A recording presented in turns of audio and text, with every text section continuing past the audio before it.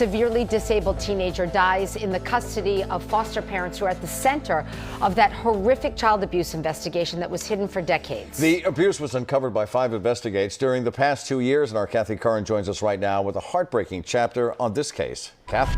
And Maria and Ed, when we began this investigation about 2 years ago, we only knew the foster child's first name was T. And after a lot of digging, we found this death certificate in Oxford and began piecing together what led to her death in that Oxford foster home back in 1997.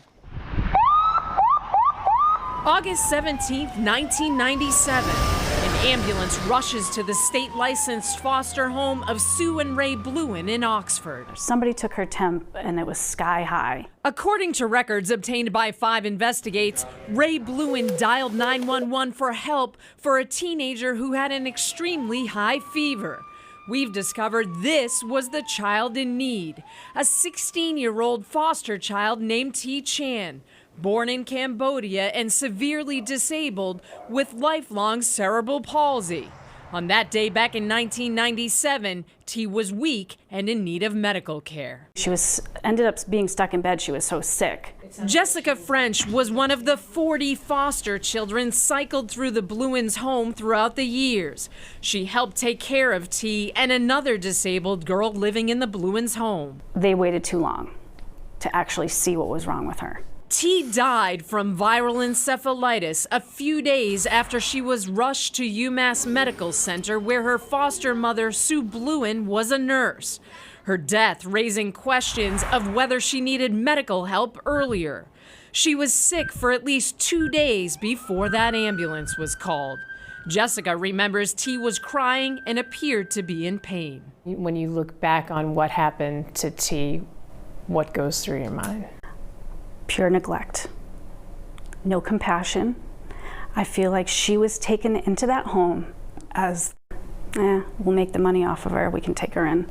It's heartbreaking to know that you have these children that were removed from bad circumstances and ultimately put in worse circumstances. One of T's teachers at Oxford's Chaffee Elementary School, who doesn't want to be identified, says school staff filed multiple reports of suspected neglect and abuse involving other children in the Bluens' custody.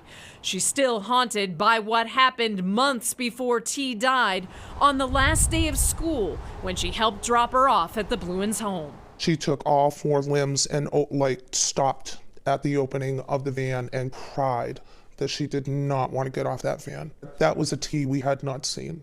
How hard was that for you? I cried. And then to find out that that was the last time I was going to see her. During the past 2 years, 5 investigates has uncovered thousands of pages of records documenting alleged neglect and abuse of many other foster children in the Bluens' home for years. The state even found evidence of abuse, but kept placing kids there. Get off my property! Someone call the cops! Sue, Ray, and Sue's former boyfriend, Phil Paquette, were charged with sexually assaulting 2 of the children in the wake of our reporting. But survivors of this home are frustrated by the system that failed them and still traumatized by the horrific abuse that included some children being locked in dog cages for hours. People who looked at them as these perfect angel people rescuing kids, they weren't who they made everyone think they were. And there was a small service held for T. Chan at a Worcester funeral home. Several of the other foster children and her biological parents attended. Records showed the Bluens had T cremated. Her remains were released to Ray Bluen. Kathy Curran, 5 Investigates.